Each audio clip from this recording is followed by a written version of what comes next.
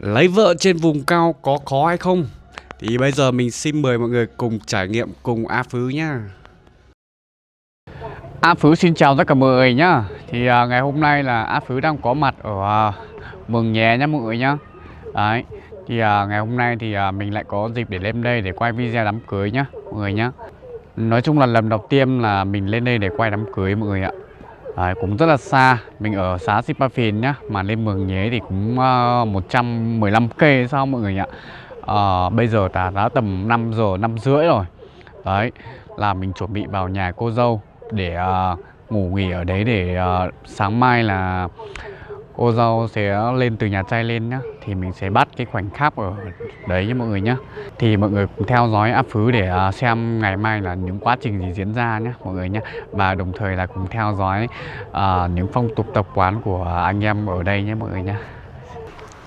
Vâng, A Phứ xin chào tất cả mọi người nhé. Thì buổi sáng hôm nay thì A Phứ sẽ dậy rất là sớm để đi vào nhà cô dâu để quay những cái mới lạ cho mọi người xem nhé. Bây giờ thì mình sẽ vào nhà cô dâu nhé.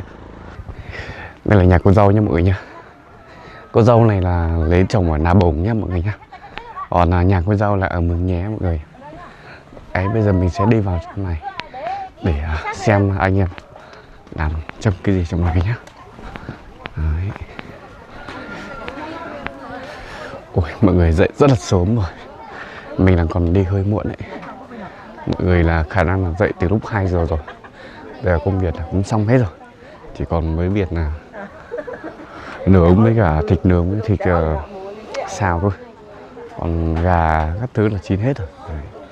Mình sẽ đưa mọi người đi vào ở trong này nhé.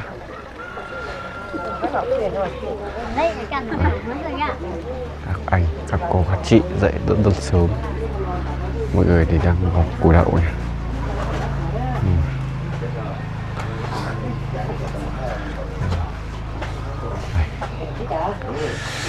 Rồi. Đây, mọi người vẫn còn đang ngủ nha mọi người nhá. Đây. Hôm qua bây giờ là họ lại bắt đầu bày mâm để ăn bữa sáng nữa. Ăn sáng xong mà lại bưng bê đổ xuống dưới rạp thôi mọi người. Ok, và sau một hồi chờ đợi thì bên nhà trai đã lên đến nhà gái rồi nhé. Đấy, mọi người là đang chuẩn bị ăn một bữa trưa ở đây. Đấy, theo lý phong tục của người Mông là ai cũng đều phải như thế này nhé mọi người nhé. Phải như thế này thì mới bắt đầu vào nhà gái để làm hết lễ ngày hôm nay nhé mọi người nhé. Thì mới ra dạp được. Và bên phái đoàn nhà trai thì sáng nay thì họ đã đi rất là sớm, 2 giờ là xuất phát từ Na Bùng lên rồi. Đấy, bây giờ là hơn 6 giờ một chút là mọi người đã có mặt ở Mường Nhé rồi. Đây, đi đầu đây là bó sứ nhé mọi người nhá. Thì bây giờ sẽ vào để làm tất cả các thủ tục trong này nhá. Thì mình mời mọi người cùng trải nghiệm nhá. Ban đầu vào thì phong tục của người Mông là sẽ phải lạy. Chồng đừng có nghịch nữa đâu.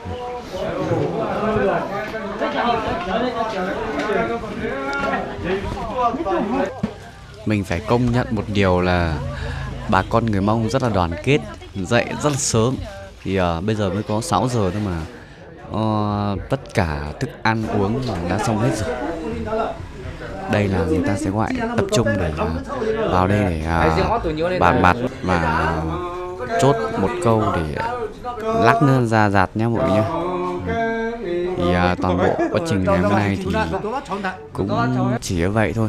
Nhưng mà thật ra là phong tục thì nó nhiều lắm. Nhưng mà người Mông là cũng bây giờ là cũng bỏ rất là nhiều rồi.